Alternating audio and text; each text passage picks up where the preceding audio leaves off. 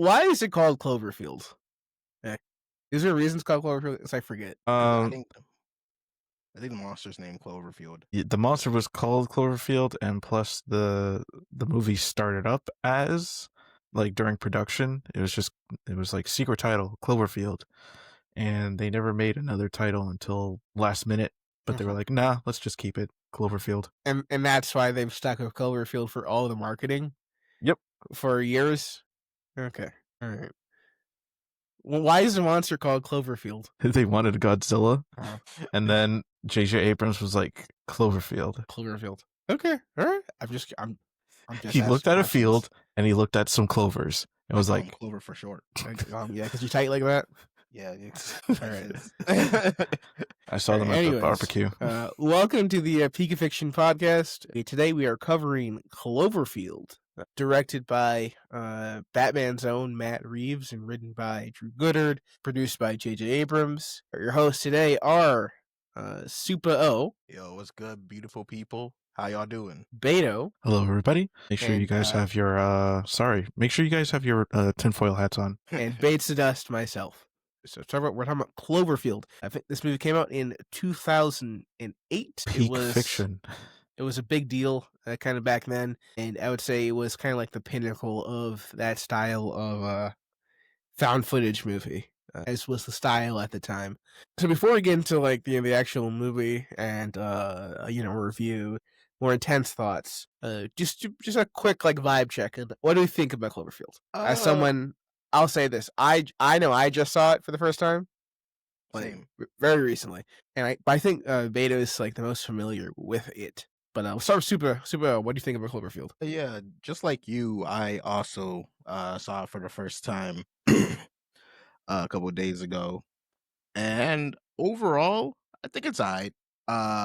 It's a found footage film, and I'm into found footage movies, especially when it comes to like thriller and horror type stuff. Like I'm really into. I'll get a bit more into it later when I talk about like the X Factor, but I'm like really into like the Chronicle movie, and there's this zombie movie called Wreck, which is a Mexican zombie apocalypse film, or for you Americans, Quarantine, the complete American remake of Wreck, word for word, bar for bar. But we'll get to that some other time. But yeah, Cloverfield. Yeah, I think overall it's all right. I do have some issues with the how it was filmed at some points, because even for like found footage, for me personally, it felt like there were just some shots that I couldn't just see as well, and also there wasn't like a whole lot of characters. We centered in it's a very focused cast, but I don't really feel that strongly about a lot of the characters here. Oh, I feel very strongly about one Really? character in particular. Yes. Really? Okay. I get more into it when I discuss the characters, but overall, it's a monster destroy the city type of movie. You know what I mean? And for what it is, it's all right. It's all right, especially for 2008. Yeah, I think it's all right. It's all right. I would say, the first time watching it, I appreciate what it's doing. I do. I like a lot of elements of it. I don't think it's a perfect movie, but I definitely like a lot of it. And I'd say even visually, it's doing some pretty cool stuff with the found footage angle. Yeah. In my opinion, it's not just like it's more than just like a gimmick. It really is like taking it. Now, there's a couple of I'll say there's a couple of unreasonable shots, right, in the movie. This is one of the classic, like, just put the dang camera down. Yes, yes, bro. Movies. And that's what it is. At some point, you gotta be like, you gotta put the camera down, dog. You Or gotta. why are you Like, even you still know, having camera? I want to get a bit more Um, in when I talk about HUD, but like it's a real like, Yeah. bro, what are you doing? there's one specific moment in the movie where we want to say it's like about like maybe halfway through, right? But they're in the middle of like a serious like disaster situation where you have to like move and run for your life, and HUD turns around 2 times to document it. And I'm like, come on, bro, go put the camera down. But there's some really great shots, I will say. There's a couple of like really good shots and really good usage of like the found footage. I'm like, yeah, it is doing something. It's definitely doing something. And the Cloverfield, like the actual monster, like as a kaiju thing, is very interesting. Right? I think it's a very interesting style thing. And the threat's always there. And it does kind of work like, what if Godzilla was found footage, right? Which I guess is like the main idea of Cloverfield. I think for that it works. It works, and I'm into it. Its big fault, of course, I think, is the characters. So I think the script's fine and serviceable. The characters just aren't like likable. And there's one in particular that I really don't like really, really don't like. But overall, I would say it's definitely a good film. I think it's a good film to watch. It does found footage very well, and has a very unique element to it. It's a pretty good kaiju movie. It's only like an hour, 25 minutes. It's not like a crazy long investment through time. And I would say Cloverfield is definitely like worth a watch. Yeah, for me specifically, I've watched this several times, way when the movie was already on DVD. Just I've been a mere lover of this movie. This is not the greatest movie, but I generally just love the idea of found footage, just the craziness and the visuals of how this movie was, and just learning about. And every time I watch it, and every time I look up about this movie, there's always something new I'm learning about this movie, and just hearing about the viral marketing of this movie just really it got me super invested, and really just brought a I guess sort of appreciation more about this movie. And also Speaking of viral marketing, yeah. it's a lion. Do you know Oh this? yeah, Yeah. yes. Are you familiar with this? I don't think so. Okay. So you know that bit or when they're in the supermarket and like they're still trying to figure out what's going on, and somebody's like, "It's alive," right? Okay. So in the early days until like 2007 or whatever, when they released a trailer in 2007, 2008, right? Early days of the internet, they heard that, but there's no subtitles or anything, and the way it was said, people thought that. And since the marketing around was so mysterious, it didn't show anything specifically. Like the whole element was like the mystery of like what's going on. People heard it's a lion, right? And it was hear the roar afterwards. So what people thought, since J.J. Abrams was on it, that actually this was a Voltron movie. Really? And they convinced yes, there's a subset of the internet that had convinced themselves that Cloverfield was actually a secret Voltron movie being made by J.J. Abrams. Yeah. This movie, and just basically just the viral marketing, was just a genie in a bottle kind of moment. You can't really do this again. You have to understand, right? I think, was this around the time, did Star Trek already come out? Or was Star Trek coming out? I think it was around the same time that it was coming out. I think, J.J. Abrams was at least announced to be on Star Trek. Transformers had just come out, right? Mhm. We already are at least like our second or third Transformers movie. And, it was the age of like 80s properties and like reboots and stuff. So I think the idea that a Voltron movie was coming out is not too crazy. That's not too out of the scope of, what could be possible. And the fact that, it's all kept, oh, it's a secret. What could it be? Made people think it was actually a pre-established property. Hence, and then, hence the, and to think about it, the way your mind tricks and your mind works, if you're listening out for something, if I tell you this is what someone said, right, and you listen out to it, your brain will hear it, right? So if you got in your head that he's saying it's a lion, and all you got is that trailer, no subtitles, hey, maybe it is, maybe it's a lion, maybe this is a stealth Voltron movie. And I think that was just the only trailer. Like there was nothing else. You just got that, and you're just like, I wonder what this movie's about. See, that's the broke thinking. The woke thinking is once you hear, is that a line? It's actually a secret Narnia movie. Yeah. You didn't. I thought you were gonna say it was a secret Thundercats movie. I'm still waiting for that. Live action Thundercats. I'm still waiting for a Thundercats movie. If it's live action, had one. That's like what if cats had more action? Live action Thundercats. Yes, that's gross. Don't Hollywood. These are free ideas. No thanks. You're giving these ideas for free. BaitZaDust. They are not approved of BaitZaDust. I don't want to live action Thundercats. I really, truly don't.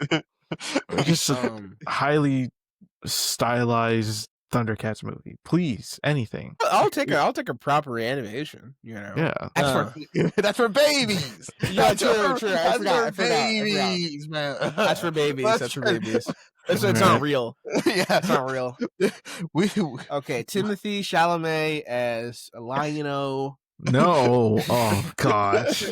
We'll get Vin Diesel as Pantera. Mark Wahlberg as one of them. We'll get Jenna Ortega as Chitara. We're cooking here. Can we put in Lupita? We'll figure it out. We'll figure a spot out. All right. So we're gonna do a little bit of a summary for Cloverfield, just in case you need to freshen up on what happened, or this is your first time seeing it. So in order to do a summary, we're putting our top man on it. Beto, please, would you give these people a good summary of the Cloverfield movie? I'll try my best. Patent-ended Swift summary. Swift summary. All right, here we go. So the movie Cloverfield starts off in a random New York day as we are seeing a skyline of the just New York, but it's all taken in camera, and we are introduced to our main character, or one of our main characters, name pending, I don't remember, but he's Rob. Mm-hmm. Robert, and he's in a random house, not a random house, at a random one night stand, and he's just waking her up and just having a good breakfast and chatting about, hey, why don't we go to Coney Island? She's never been there, so let's go. Then cuts to a new day where we're walking down the streets of New York, and on the streets of New York, we're introduced to two other characters, one named Jason and a woman that is Jason's girlfriend, Lily. And they're just in a rush so that they can set up Rob's going away party to Rob's just for Rob. Jason is taking footage of the whole night, instructed by his girlfriend to just take a video of everybody in the party and make testimonials. It's a boring job. Who cares? It's not fun. And Jason knows that, so he hands it over to his other friend, Hud. And guess what? Hud is going to be the main character for the rest of this movie. Sorry, guys. Regrettably, Hud, played by T.J. Miller. Sorry, guys. Is going to be our main character for the rest of the movie.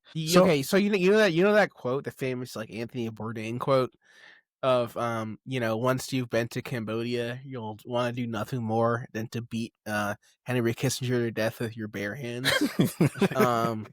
It's like once you've seen a T.J. Miller movie, you'll want to do nothing more than to beat T.J. Miller.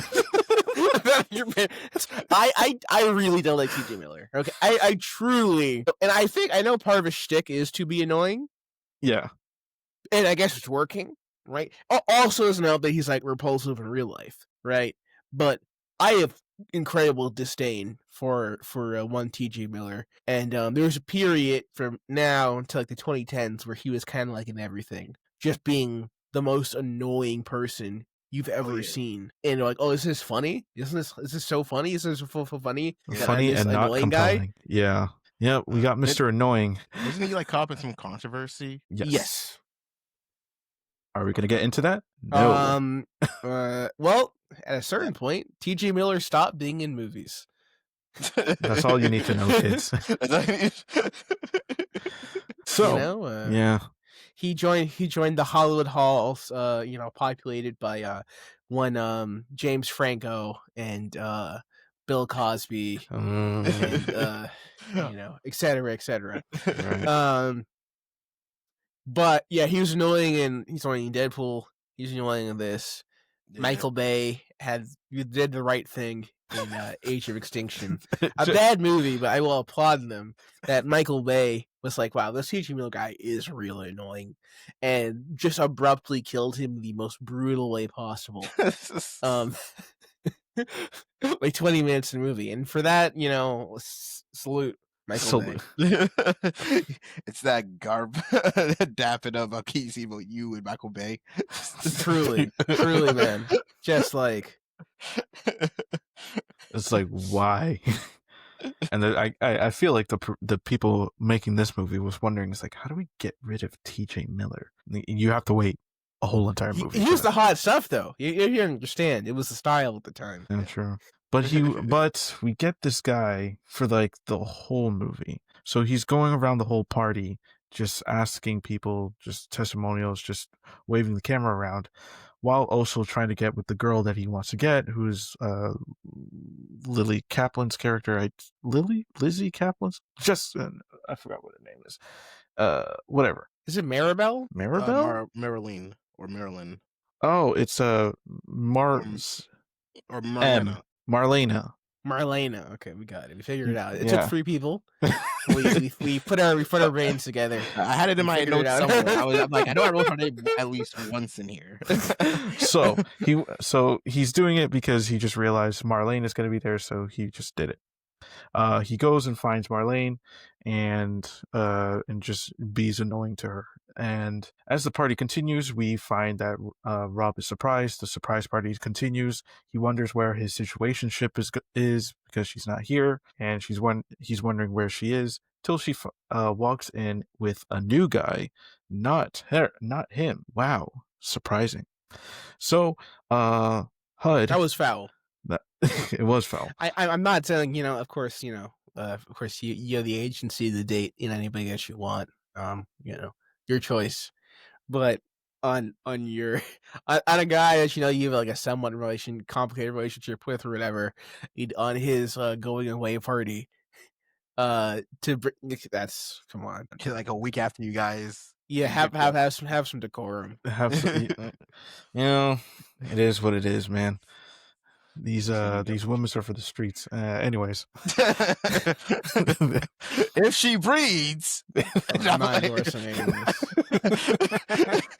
I support women in their choices. I support women's rights. On this episode of Fresher and Fitter, Fresher and Fitter. Oh, wow, okay. Right. Super O performative male. No wait, that's not Super O. That was BaitZaDust. BaitZaDust being performative. I don't have my matcha, but if I did, I'll let you know. I do drink matcha regularly. And you have I read books, and I have Celeste on. I have Celeste on vinyl. That's something, right? You have your feminist literature. Yeah, right out of frame, but it's the whole stack of it, right out of frame. Yeah. Okay. Just checking. The ladies will start DMing you soon. It might be in your You can only dream.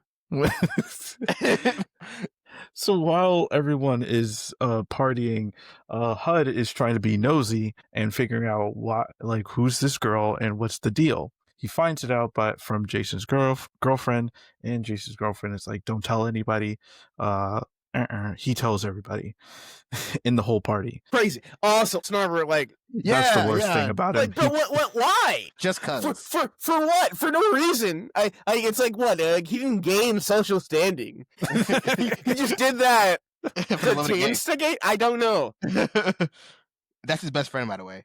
I don't. Best friend. I truly can't stress enough how much I dislike this character. Yeah, I trust everybody here in this podcast to, whenever I vent my problems, I like to you guys have a camera and going up to everybody saying my problem. Every single person. Just telling out my problems like that. So Upon that, he finds Rob. This is my favorite part.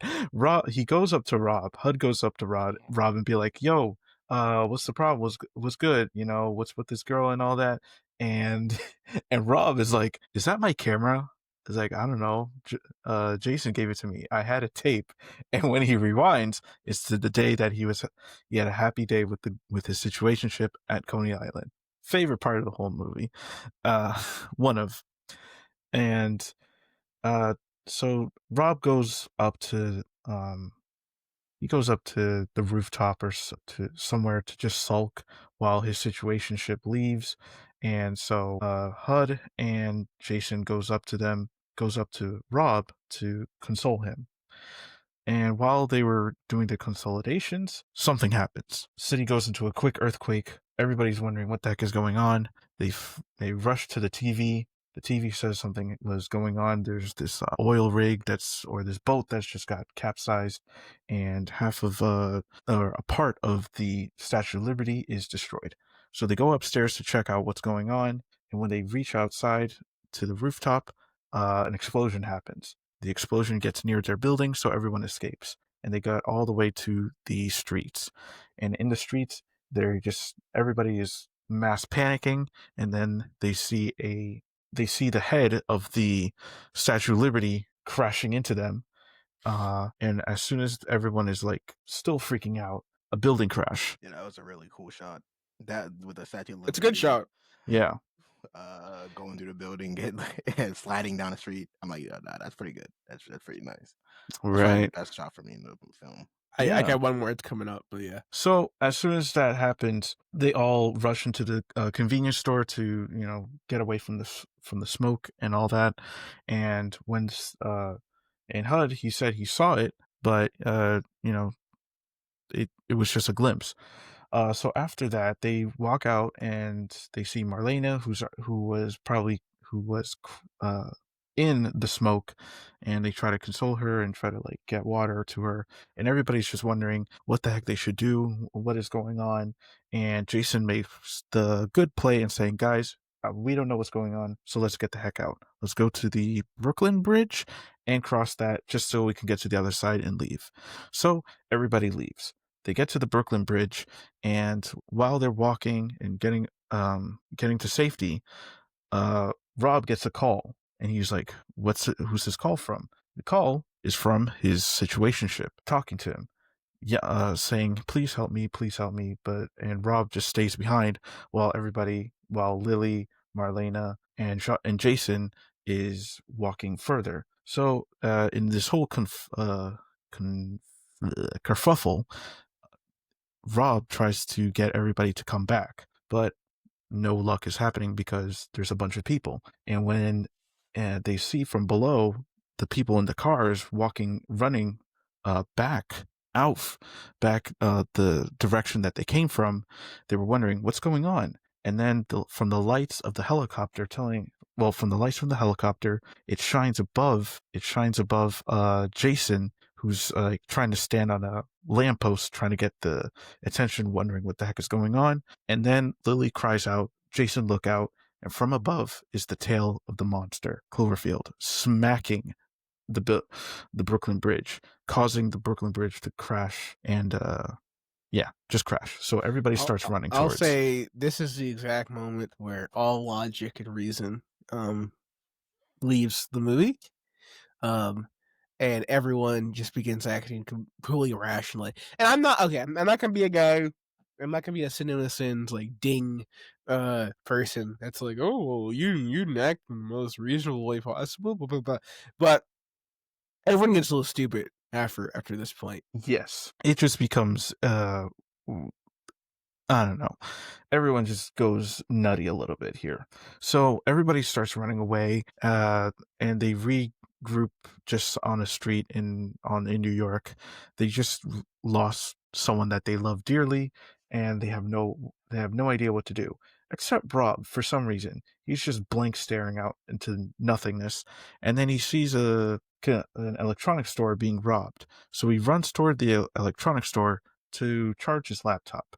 Well, not his laptop, his phone. And while that is happening, the news is expositioning to us that the monster is going nutty. And the monster is actually right next to us.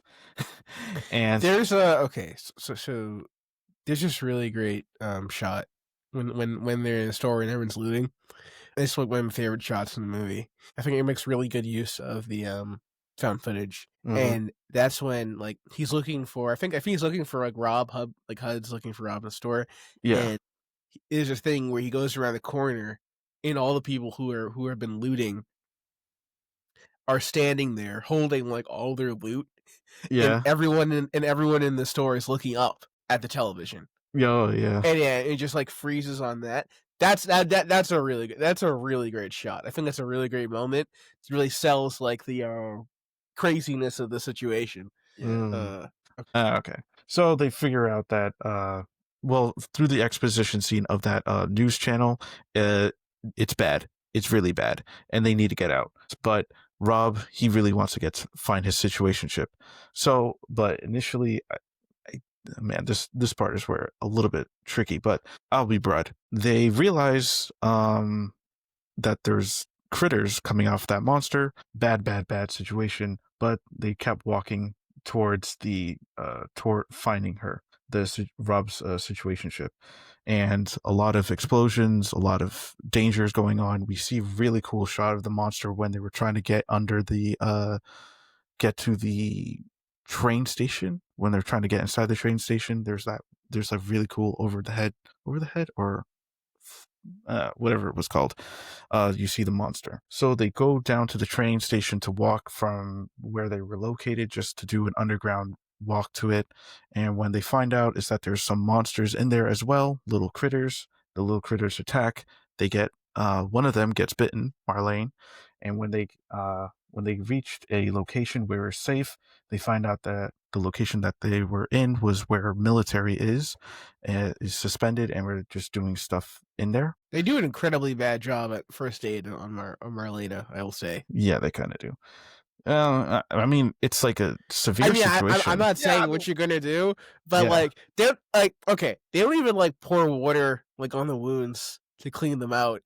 They just kind of like dab some water on like a on a cloth, and they're like, "All right, you're good, right? You're good. You just got bit by an alien, but you'll be straight, all right?" Yeah, they didn't know what to do. They were in a rush. They were like, "We got to go." It's like, I know you want to like. Listen, what you can do, I guess. Like, yeah, and they hide it from the military, which is another bad. Yeah. So while Rob is trying to convince the military to help find his situationship, Marlena is actually getting infected, and the whole army goes in a kerfuffle just to get Marlena into a quarantine area, in which she explodes. Everyone is sad. Boo-hoo Marlena. Boo-hoo Rob. He didn't even get her number. Anyways, they continue on their quest to find Marlena. They find Rob's situationship. Turns out it's in a very bad area, where they climb the tippity top of the apartment and they locate her. Happy, sad moment. Oh, we found each other. So they escape.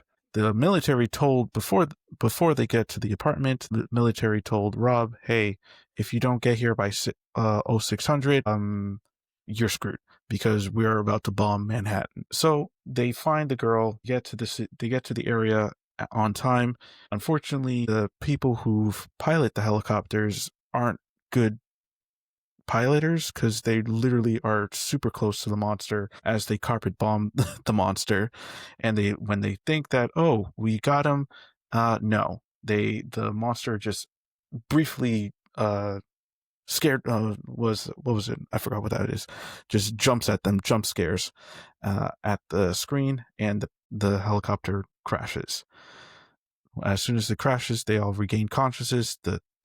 Our three main characters regain consciousness. No one else does, because cannon fodder. They try to get out of the helicopter, and as soon as they were going to leave, HUD drops the camera, and when he tries to retrieve it, the monster is right above him. He looks at it in fear, and he gets eaten by the monster. It's a very incredible scene. Incredible, amazing. You Could hear have the gone on noise for and another 3 minutes, in my opinion. yeah. So Hud gets chopped in half, and we see his rotten corpse just fall to the ground, where Rob picks up the camera and just keeps running towards an overpass in in Central Park, I believe. And that's where they lay and say, hey, I guess this is it. Goodbye. We said our last will and testament. And yeah. And as soon as that happens, Manhattan is carpet bombed again. And that's when the camera cuts and the movie is over. Or is it? Is it though? Dun dun dun. Find out next time on No, Cloverfield. okay, you are forgetting one crucial scene. It cuts to what? Them at the carnival? Yes, Coney Island? it cuts yeah, back yeah. to Coney Island, and we see a shot of basically Coney Island and the sea. And if you take a good look, something falls from the sky and drops into the water. I And actually it cuts didn't notice. back, and it cuts back to just them saying, "Hey, I was like, how was today?" And she just said, "Today was a good day." Closes up to them, camera cuts, movie's over. I think the whole premise of this is being viewed by the military. Yes. Which I think that kind of justifies like the reason why it's being viewed by the military, because it's the beginning, right? Of how, when and how it got there. Right. So it also means that the monster is still alive. It's still out there. And I did hear that in the credits, you can hear someone saying it's still alive. So the monster is never dead. Not ideal for New York. Not ideal. Not ideal. And would you know it, this movie was a huge 9/11-esque movie. I'm gonna keep it a stack. After post Cloverfield attack, I just didn't see a difference to New York City. No, was a monster? No, Well, I'll tell you what, New Yorkers are going to be wishing the Cloverfield monster attacked after they elect Zoran Mandani. I hope he hears this. I hope he hears this part. That's my one political joke. I'm allowed one political joke an episode. That was it. I used it up. Don't believe who gets shot. Okay. Whoa.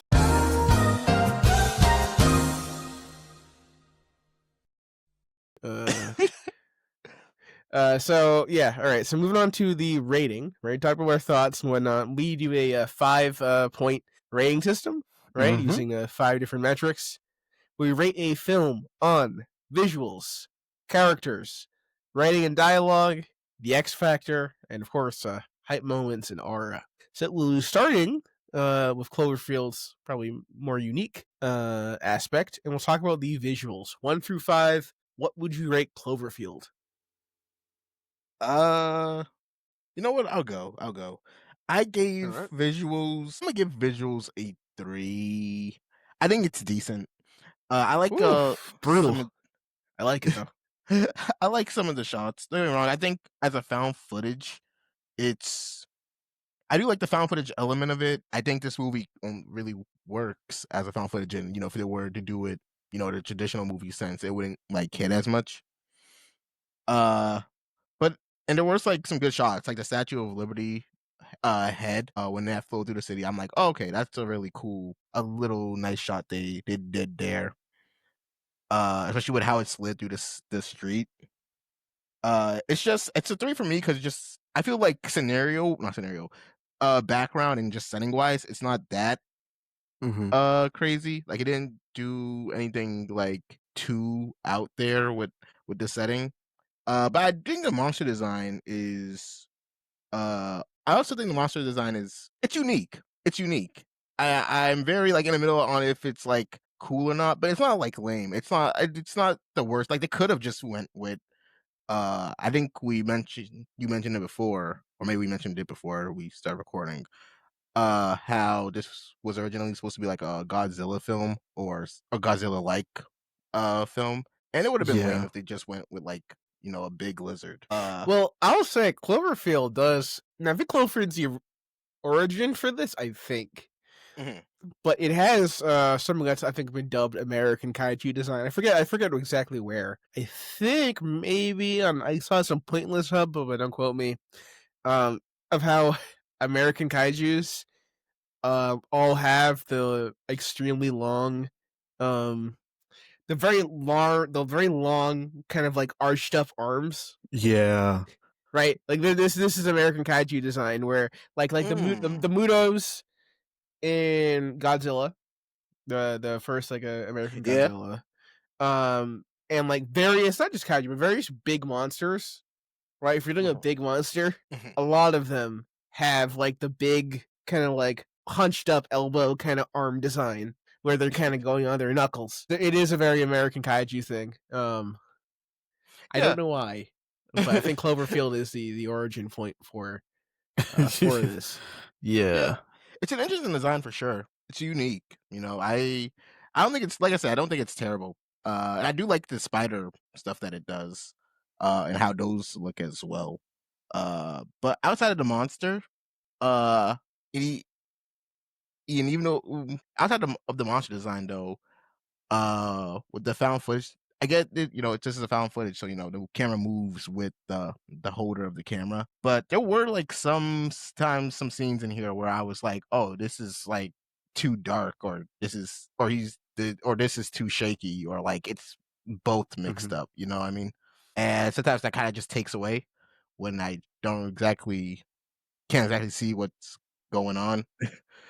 Other than that, I think the visuals are decent. Overall, I think it's a solid 3 for me. Fair point. I might go for a 4. I might go for a 4 myself, and that's because visuals aren't perfect, but I like them. I like them a lot. I like them a lot. Its weakest standpoint is something it has no real control over, and that's the CG. Yeah. The CG is dated for sure. I don't think Cloverfield had a huge budget either. I'm not sure how much it cost to make, but I don't think it was an incredibly huge budget. But like the CG is, it's not. And CG, especially since it's like an organic thing and not like a mechanical. Because some CG holds up, like that's like Iron Man, for example, holds up in terms of visual effects. But when you're animating a big creature, it looks like a video game at spots, and you can't do anything about that. Especially the little ones, little critters. Yeah. There's one shot in particular where I think they have an axe. Like he fights back an axe, and they pan over to the critter with the axe in it, and that looks like a PS2. Yeah. but I'll what say you do? PS3. Came I'll out say 2008. PS3. Little creature, like rolling around. But I would say it does. I will disagree with the found. I think it makes good use of the found footage. Personally, I think the found footage element's actually its strongest element, and also I like it's not like Chronicle, right? Where Chronicle is also technically found footage, but that's very crisp found footage, right? Like they're filming everything in Chronicle in like HD, right? Yeah. 1080p, Fair, and it's fair. kind of like almost unrealistic. This feels like this was on someone's camera, for better or worse. That's Um, fair. That's fair. so you get all the issues with that, and I think for most part, I know you say it was dark in certain parts, but I would say, especially if you watch it, and if it's one of those films I would say you have to watch in a dark room for sure, and I'm sure in theaters it probably look better. But I would say you never not see what you're supposed to like see in the film. I think you get a good shot of when they want to show you something, you do see it. And they make really good use of lighting in that case. Yeah. And I would say overall, I think the film looks really good. And there's some really great creative shots that they do using found footage. I think are like really nice. Like the one, like I said before, where everyone's like looking at the cameras when they're looting.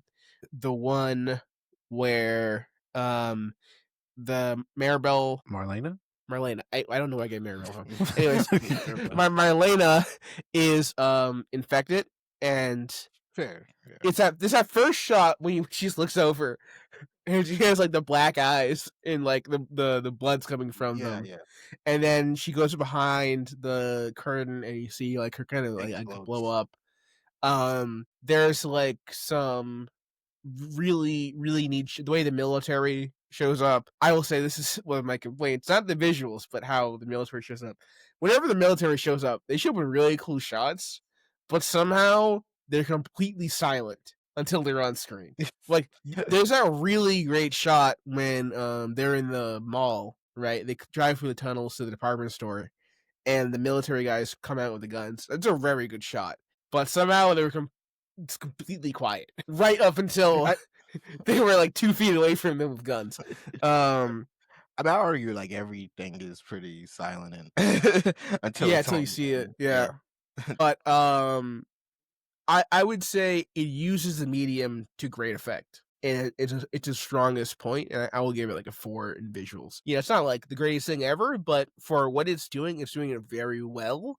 And I'm gonna give it flowers for like pioneering the part of the genre in that. Yeah, I'd also give it a 4. I think I have the same kind of sentiments with you, Bait, that just the way how the movie looks and just how it feels definitely just feels like the stuck in that time period of 2008 where cameras aren't that they're not that great. They just how wherever the camera is pointing at or how the camera is used, it's used for the benefit of production and helping out, just making sure that the movie is also the budget is low and also just the feeling of um of pure terror, of pure just what are we doing, where are we going, what's going on.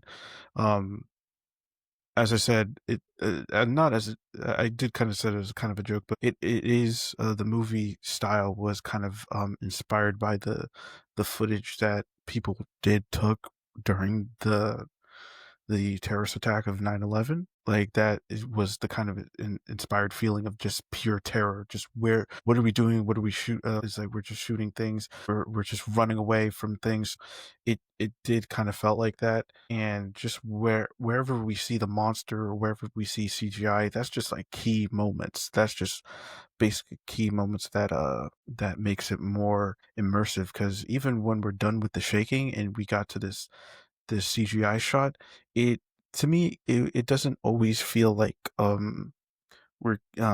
it's not a bad thing. It just feels like it's connecting from realistic to CGI, kind of just that good mix of good storytelling, just knowing where to put the camera in for CGI shots and when to blend back to kind of the set piece, just making it flow.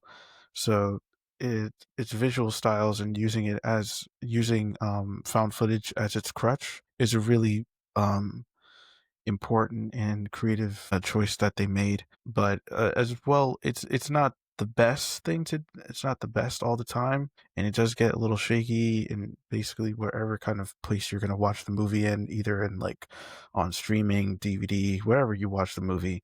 It's going to look a little like low res, but I guess it's just stuck in the time. So I think it adds to the charm. I yeah, don't I fundamentally do not think it's really the same movie if you do the exact same script, but everyone's like filming on like iPhones, like an iPhone 16. I don't think it's it not the same thing if everyone's like filming in like a 4K. no, and that's Really. yeah. And it kind of did, yeah. And I think a lot of people use I think that iPhone kind of found footage was done in like Chronicles, kind of like with camcorders, Yeah. since everybody was using. I think around when Chronicles was around, everybody had like an iPhone or some kind of smartphone. So, this portion, I just give it like a 4 for its important uniqueness. Just knowing of this found footage, it was really good. Okay. All right, moving on to characters. Everyone's favorite part of this movie. We love the characters, folks, don't we? Um, what do you rate? What do you rate the characters, Supo? Yeah. So I'm stuck between a 2 to 2.5. The characters, I'm gonna keep it a stack. I don't think they're that crazy. I think the best character in this is Rob, and even though like as dumb as his whole kind of motivation is, I get it. He's kind of And Rob I has a real power of a leader. yeah, yeah. If you ever been a group leader, sometimes people just follow you around, even if it's a bad idea, and you're like, Yeah, why are true. you following me? And you're like, oh, well, I don't know. You're cool, man. Yeah, I don't know what to do here. Yeah, like Rob is pretty much leading the charge to rescue his ex, and bad. It's a very dumb suicidal plan, given the situation. But like, you get it because he even though they kind of ended things bad, there is that part of him that still loves her. And when she called him for help, I can't remember if this was before they lost Jason or after. It was Uh, kind of during. is During. your Yeah, journey. he couldn't hear the full message, I think, when he heard part of it when Jason was lost. Okay. Yeah, but especially and even when like Jason, got lost, that probably kind of nailed it even more because, he's just losing people and doesn't want to lose anyone else, especially someone who meant so much to him like a couple weeks ago. Uh so like he's good enough where I'm like, even despite your motivations, I could get behind you. You know what I mean? I wouldn't personally follow you into battle, but hey, bro, Yeah. I wish you luck. Yeah, and even Rob tells him, "Is like, hey, man, the evacuation is over there. You don't need to come with me." Yeah. And to be Yeah. honest, he's right. Yeah. Well, And unfortunately, that's kind of it for like good characters in this film. Because every character that's is kind of either it. Yeah. wasted or annoying. No, and all the annoyingness is going to HUD. So speaking of HUD, I think I've already voiced my opinion on HUD, paid by one TJ Miller. I hate HUD. Okay, Yeah, I truly. His character terrible. was cemented in my mind from the opening, right? The opening party sequence, I was like, "Oh, this guy stinks." Yeah. Right? I'm like, As a human being, and he doesn't get much better. He really doesn't get much better. And I feel like half of his motivation for like, no, not half. I'm gonna throw a good 75% of his motivation for even joining Rob on this quest is because he wants to impress Marlena. He's giving me so many weird vibes around Marlena the entire movie, man. And I understand, like, he's whatever trying to like, approach this girl, but like, I just don't like it. And I think it's also because the allegations. that's that's giving like me an increased like real allegations or the allegations. real allegations. Oh, okay. That's giving me an increased like eyebrow raise to anything he does in this movie. Uh, it's a real like, get out of there, get out of there, run. Every time TJ Miller is around. But I'm just not a. He's so annoying. Yeah. He's so Yeah. annoying. Yeah, and I get that he's like the narrator character because this is a found footage film, but like his need to kind of like we went over this a little bit earlier, but his need to like constantly like film everything despite the scenario is like usually in these kind of films, it's like there's a reason, I mean, there's a reason why everyone's like filming, and you're like, okay, this might not be he's filming for that reason, or he's filming, or to be or he's a it wouldn't be reporter or advantageous. something. Yeah, he's a reporter, or it wouldn't be advantageous for him to put the camera down. Like HUD is a real like if something happens, people like, oh no, we gotta do something, guys. Yeah, Just basically, get he's the always Yeah. perpetually, man. And every scene of like tragedy and agony that anybody's in, he's like, I gotta film this. Man, he's filming like military camps, bro. I am. Yeah, so the score for me in characters is a 2. It would be like a 3 because I feel whatever about them, but then HUD just brings that down to like a solid 2. Yeah. And yeah, yeah, get him out of there. I know the military had like better things, but that famous picture from like Vietnam of that guy getting like oh, just executed in the street. It's references Hunter x Hunter. I may or may not put up a picture, but it's the one. It's the one where the soldier just goes over and shoots that guy. And that's what should have happened to HUD at the military camps when he was filming. They literally told him to put that camera down. No, like, and that's crazy. It's crazy they didn't confiscate it. It's Oh, crazy they yeah. didn't confiscate it. He's just going around in this situation, the top secret in military camp. Going, oh, what's going on, guys? Oh, look at that. Oh, wow. Look at all this. Check out all this. Insane. Absolutely insane. It's one of those, you gotta live in the moment sometimes, HUD. Yeah. Yeah. Put the camera down and live in the moment. Yeah, truly. Like touch some grass, bro. Like honestly. Honestly, I was gonna give that like a 2, but now I'm actually putting it as a 3. Reason. I also added the monster as a character, Clover. I like the monster. I don't know. For what he did. I would maybe, but I don't know the monster's motivations. He just or wants to destroy. vibe. Or yeah, but like why? Like at some point, here's my thing with monster is why does it attack like specific people sometimes? I have the answer. I think it's just Please. The director, well, not the director. I'm already rolling my eyes. From the but producer, okay, continue. from the producer, J.J. Abrams, he has confirmed that the reason why Cloverfield was just messing around is because it was a baby. Cloverfield is a baby, so and you're attacking a baby, so it's just going to crash out. I mean, yeah, if it just hatched, that makes sense, you know, out of whatever egg it came out of. I wish that was in the movie. That would be a cool point, but you know, I'll take your word for it. I mean, you can find out in Cloverfield Paradox, or in the many of the Cloverfield ARG, or the you know, all that stuff. So all right, so what's your rating, Beto? 3, because hear me out. It's only for 3 characters. Jason, the black military guy that told them exactly what to do and where to go to, and Cloverfield. That's a 3? Mr. Cloverfield? Yes, for Mr. Cloverfield. Mr. Cloverfield, okay. You talking about my boy Clover? Yeah. Yeah, by Clover. That's the only reason. He showed up and said, I'm clovering here. I'm gonna clover. Hey, watch out! I'm clovering here. Get out the way. Get out the way. I'm clovering here. I'm clovering here. Just smacks the whole entire the tank. All right. Moving on to a different point. Writing and dialogue. There was some dialogue. People were talking. Writing. This is where I'd like to talk about there are points in this movie where, you know, once I said, you put the dang camera down, and this is where the writing really, I think, suffers. Specifically, the Brooklyn Bridge.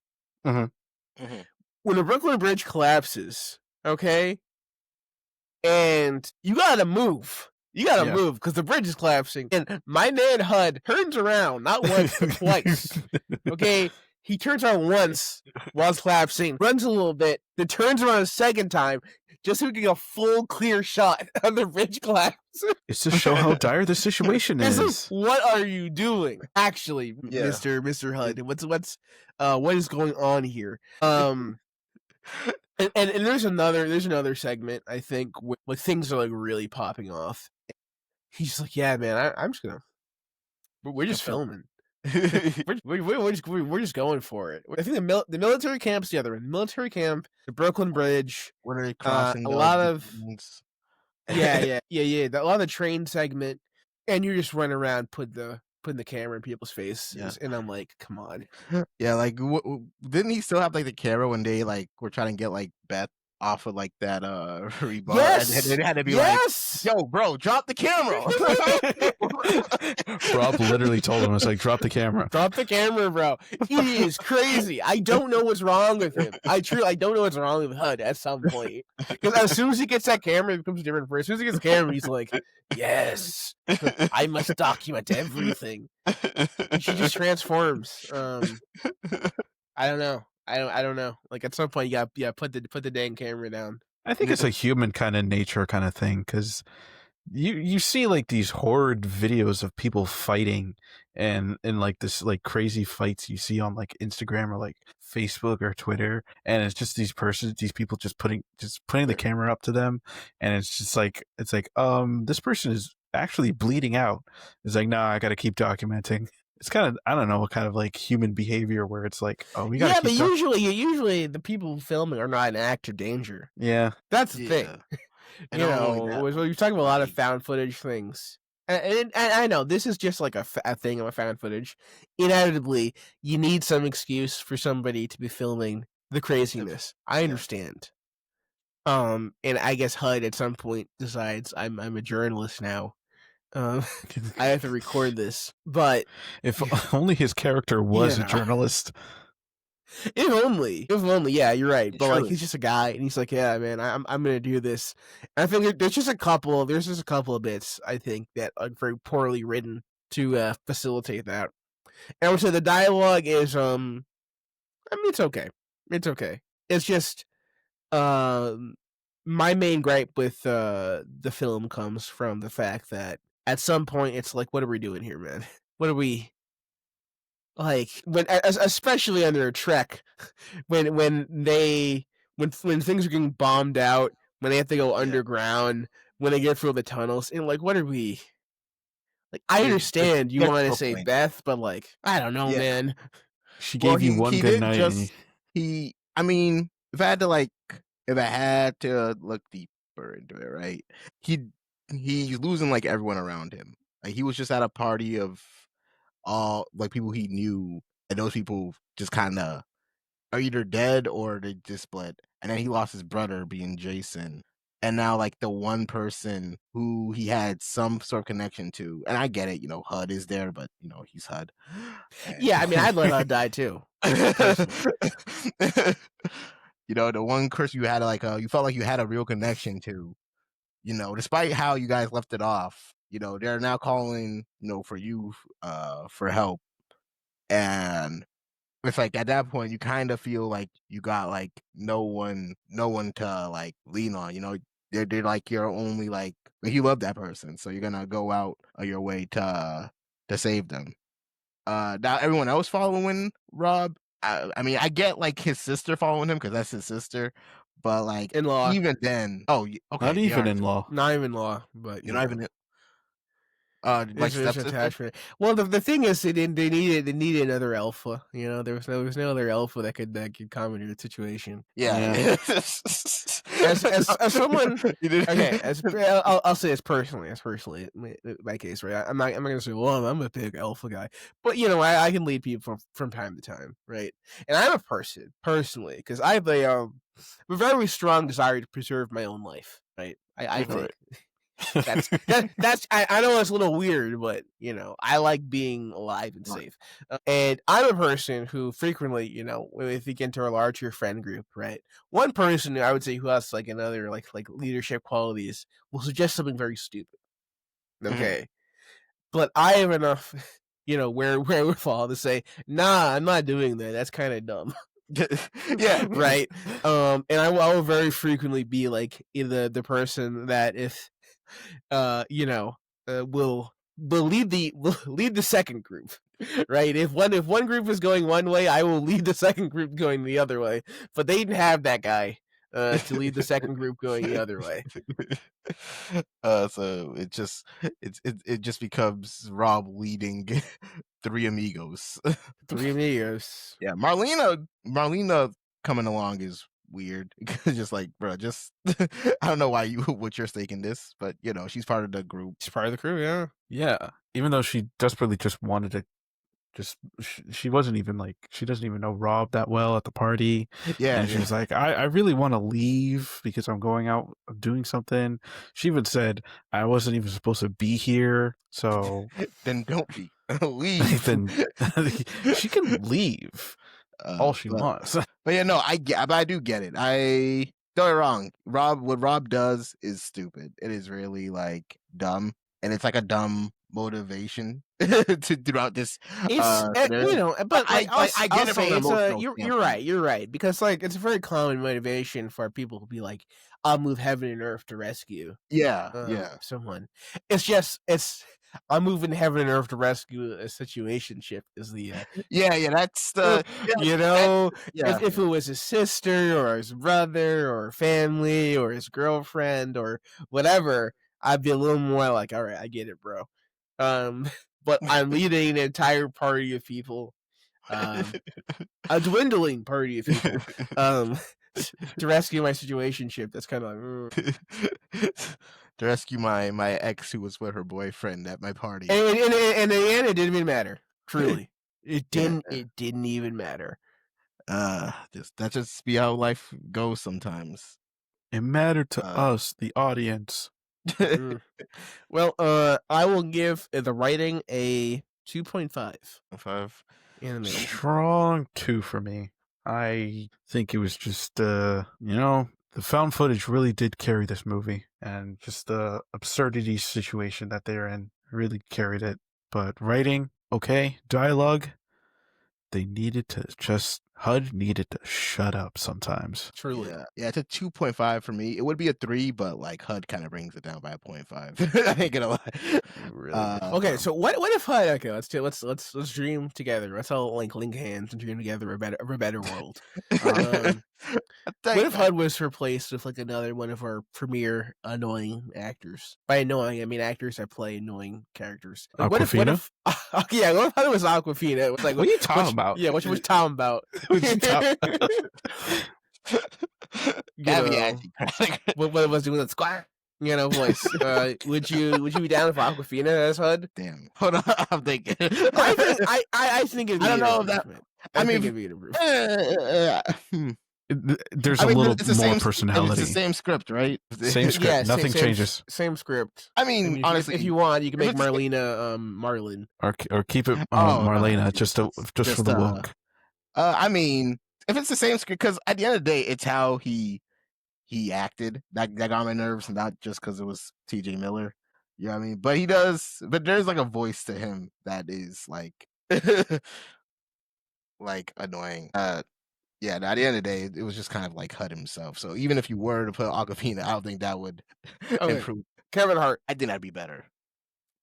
Yeah, I think Kevin Hart could do a much fun, much more fun job of Hart. Of HUD. What about Ryan Reynolds? I mean, that's kind of a lateral move. But he's a little more charisma, I think. Wow, can you guys believe that just happened? Whoa. Yeah, sure, Ryan. I would say Ryan's better than Ryan's better. Okay, right. What about Tiffany Haddish? I was about to say that. I was about to say her name. Yeah, I mean, I don't know. That becomes a different movie. That becomes a much different movie if HUD's like a sassy black woman. I think because that transforms it into a black film. just right? Like by default. It doesn't really matter if everyone's white. That like having that point of view will transform it into a black film, right? And I don't know if I want Black Cloverfield. I don't know. The streets aren't ready for it yet. We're cooking something right here, right in the podcast. This is like Asta versus Nicole. Yeah, this is like we're cooking. We're in the kitchen. Oh gosh. Black Cloverfield. I think we need this. Okay, but Asta has the camera. Yeah. Yeah, and it's the bulls. Not here around New York. Oh, Clover is the Cloverfield monster attacking. I'm just saying we might have something here. Okay, put this away. Black Cloverfield. Oh my gosh. What's your rating for writing and dialogue? Oh, I didn't. Yeah, I give it a 2.5. Yeah, but I'm mostly I was just mostly comparing it to like other found footages. Yes, yeah, exactly. Okay, in comparison to other found footage films, like what do you think? Okay, I'll say what's your like ideal? What's your favorite like found footage film? Off top, well, not off top because I kind of wrote it down. But when I was thinking from all the found footages I've seen, my favorite. I mentioned it before. I think my favorite, or at least the one that I think is the best amongst them, is Chronicle. And Wreck. Okay. And if I were to compare Cloverfield to those two, it doesn't surpass them or is in the same vein. But I don't think it's the worst found footage I've seen either. Like it's definitely better than some than like there's this movie called As Above So Below, which is like this found footage horror spelunking film. It's above something like that. But overall, I think it's decent. Like I said, I like the found footage elements of it. It was just some scenes where I thought, and maybe it's just because of the version I was seeing, or the quality of the version I was seeing.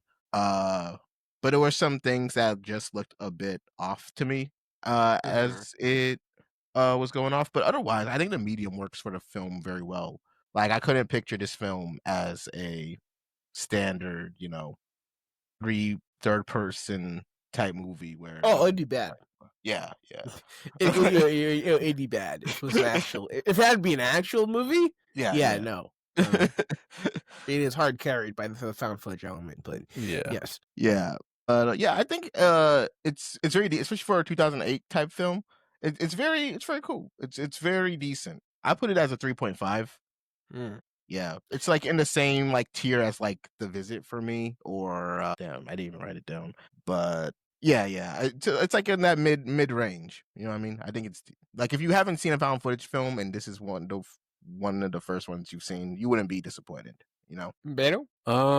X Factor, I give it a 4.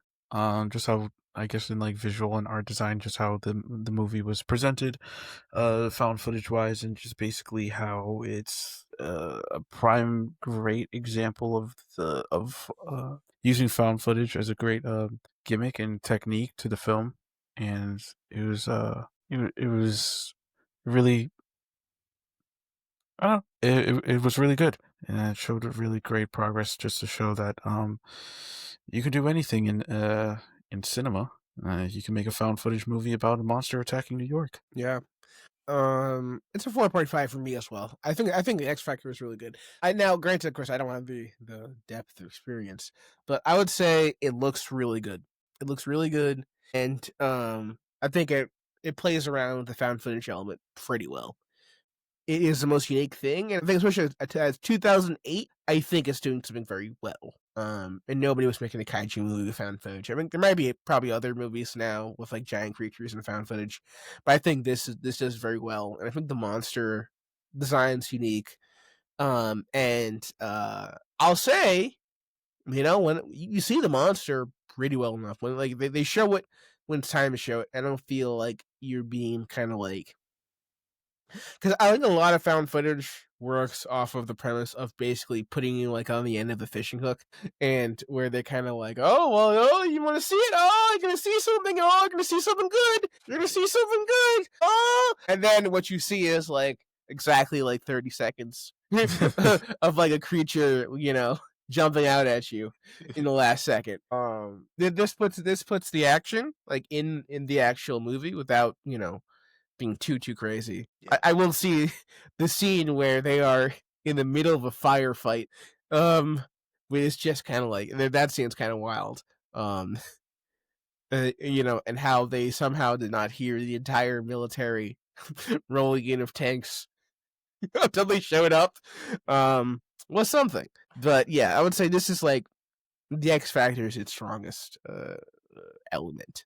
Yeah, it's definitely better than World of the Wars. That's for sure. It is better than War of the Worlds. Yeah, I mean that's where found footage has ended up. Unfortunately, We thought it was the strong. genre is in a sad state. Yeah, Right in the last category, perhaps most important, hype moments and aura.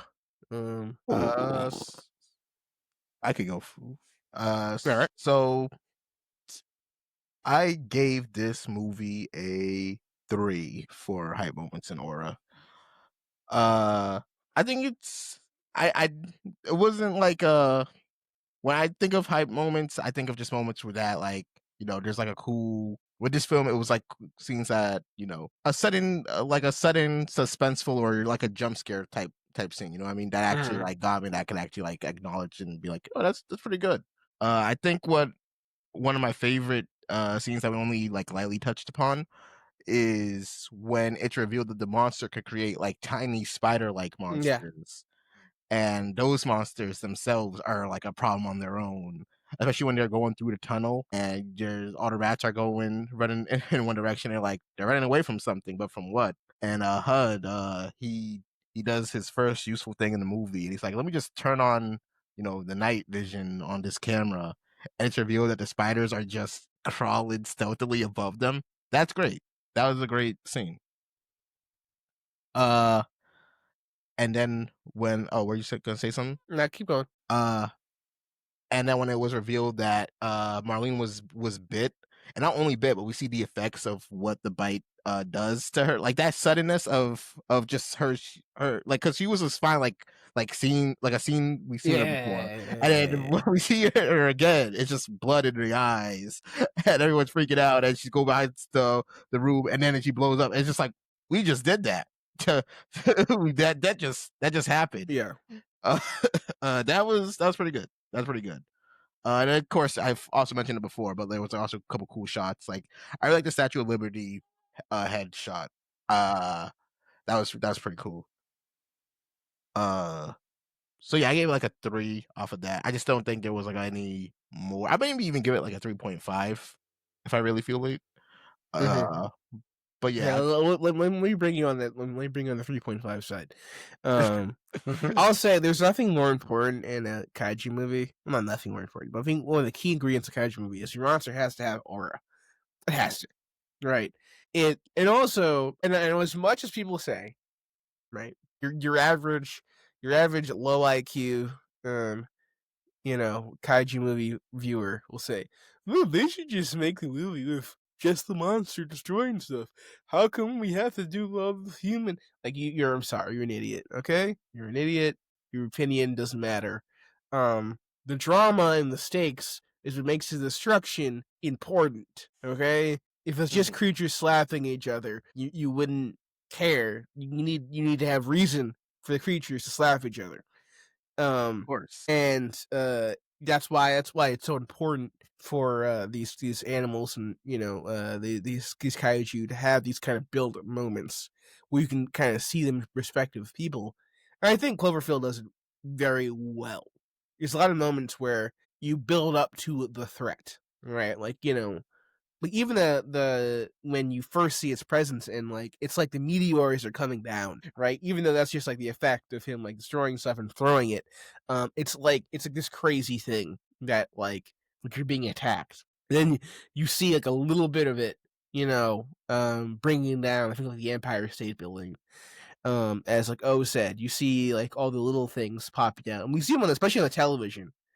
That buildup, I've said it before, that buildup when you see like, the looters and they've all stopped to Yeah, watch what's on television. That's aura. Okay, that is building aura for this creature. And everything it does is pretty good. I think even when it's getting attacked, even when it's fighting back, there's this menace to it and how it responds, and this kind of feeling that no matter what you throw at it, you can't kill it.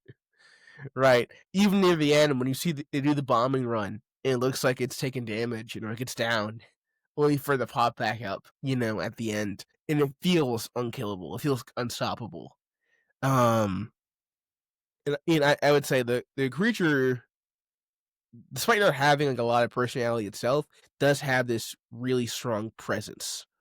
In the movie, and it feels like a tangible threat always, no matter like what where you are, even like on a small level, because if it's like the smaller creatures, it's always threatening. And I would say, yeah, and plus, there's some really good shots, there's some really hype moments in the film. So for me personally, I'm giving like a 4. Oh, that's interesting. I was actually going to give it a 3. I understand, like, you definitely need, like, substance to have the reason why there's a monster going around. But although I would just say the hype moments are just basically the CGI shots that we see of the monster, typically, when we see him. Those are, like, they're, like, the most great and, like, crazy scenes. Yeah. I don't think I have that much to say about for hype moments, but I do No think like problem. that 3 is a fair amount for me. yeah. I think our points are Okay. pretty much like we're pretty scattered around this. I'll say, okay, before we wrap up the score, I have a question. Yeah. Hypothetically, you're in a situation where all chaos is broken loose, there's monsters in the city, laws no more, and you've an opportunity to loot from a store. Mhm. What if you had the chance? What are you looting? Depends. Nothing? What store am I looting? No, I'm saying that you can any store. You have Any a chance. store? Any store. Oh, and what's the scenario? Is the same Like scenario like with the monster, or yes. okay? If it's the monster, then chips, dips, and Duh. anything that flips. Not playing, but no, for probably gonna be food. Probably be any food I could grab my hands on, and then Mhm. allegedly, and then I dip out into Yeah, China country. allegedly. Yeah, Okay, yeah. I'm Like just I saying wouldn't, right? But allegedly, like in a allegedly. hypothetically speaking, if I was to loot, I I'd probably grab actually Mhm. food. I already know what I'm looting. Okay, Mhm. I thought about this. I dreamt about this. I drown. Okay, I fiend for this. I'm looting some of you can't buy. Okay, you cannot Pokemon buy cards. this. If they sold it, I'd buy it, but you cannot buy this. All right, Dunkin' Donuts.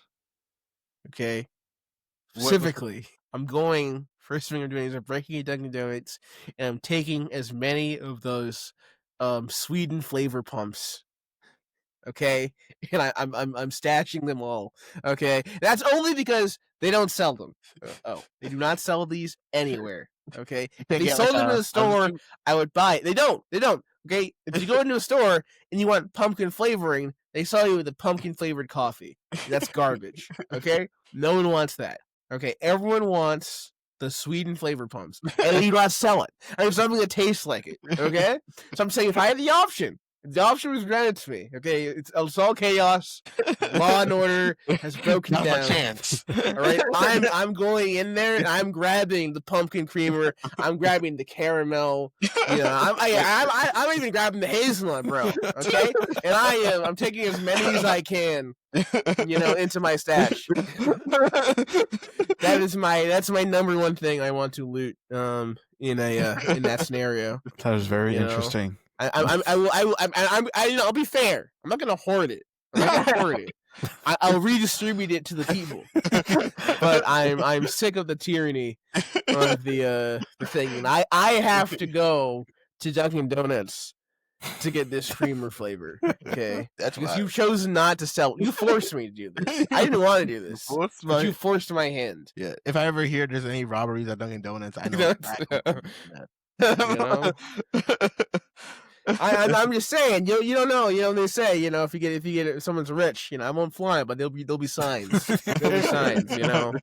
First thing I'm doing is I'm getting to connect. I'm gonna find out. You know, where the creamer is coming from. Where the creamer's coming from. And you know, I'll have a whole setup in my house. That's what I'm saying. My goodness. How about you, Beto? What you? Yeah, what Beto, you have one opportunity. One moment. Chaos reigns. You can loot anything. The chaos reigns. I'm going to GameStop and I'm getting enough PS5s to start being to start selling them. Selling PS5s, the apocalypse. Okay. See, I thought assuredly you'd be like, yeah, I'm gonna hit up wherever I can get like a Criterion collection.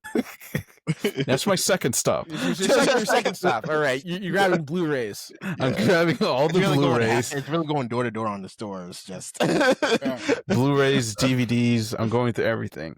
I'm also getting any electronical ham radios just to keep them. You know. Just keep them. Yeah. You know, I need to know what's going to happen on the outside, but I just need to be entertained. And that's the thing. And also, you know, let's face it. No one's first instinct is to loot Dunkin' Donuts during the apocalypse. That's why it'll be free reign. There's gonna be no one there. No one can stop me. See, I'm thinking bigger. You know, I'm gonna be looting Five Guys. Five Guys. Oh. Yeah, but you understand, it's all fresh ingredients. What are you gonna do with it? Bro? You have to cook it. You have to cook it there, bro. No whipping.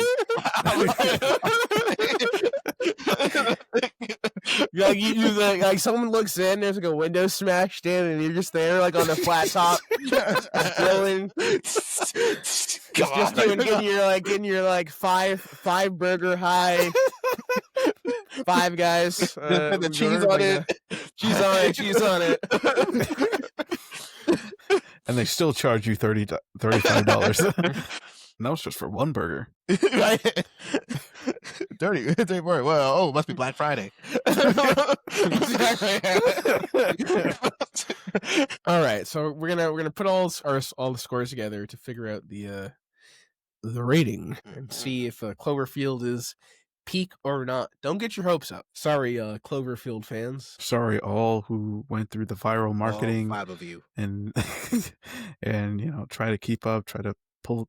As speaking of viral marketing, you were there, I think. I was in the aftermath. So, what was tell me about Slusho. Slusho is basically before I do that, I already calculated. I got a 3.2. I got 3.4. Okay. I got a 3.1. All right. So Slusho is just basically this like Japanese company that it's basically slushy, obviously, and it's core to the Cloverfield lore because the one ingredient that they use for this drink is this thing called let's see, Slusho. Nope. Why do I don't have these? Ah, shoot, I closed it. Either way, it's called Seabed's Nectar, and it's just a secret ingredient that they have, and coincidentally it was right next to the monster. It wherever the seabed nectar is, it was next to Cloverfield. Oh, okay. Because the origin of Cloverfield was that he's a sea monster that was hiding in the depths and below the water and the sea. Then how come it appears that he lands in the ocean? That's the thing. Two things. Because originally it was that he was a monster that just crash landed on Earth, and and because it was a baby, it goes crazy. That was one of the origins. Whoever it was, I think either it was the writer, director, J.J. Abrams, whoever said it, they said that no, that's not true. The Cloverfield is a sea monster, and the thing that fell on Earth was a Chinese satellite that hit Cloverfield and awoken him. And that's when that's why Cloverfield is going crazy and just crashing out. But Slusho is just part of the lore because it was holding up a lot of secrets, and there is a footage of it was just used for the marketing, but it was like an oil rig that was trying to like just get the seabed nectar, that and it was just crashing. It just like collapsed on itself because I think it was because of the monster just being awoken and just tearing things down and all that.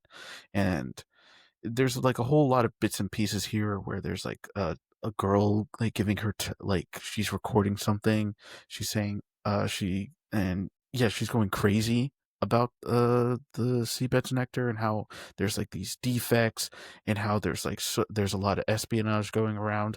There's a lot of the viral marketing. I to keep it a buck, it was just crazy. And in the end, what did all that viral marketing amount to? Yeah. Okay. All right. Glad to get your perspective. Honestly, it was just a fun little tidbit just to get to immerse yourself into this universe.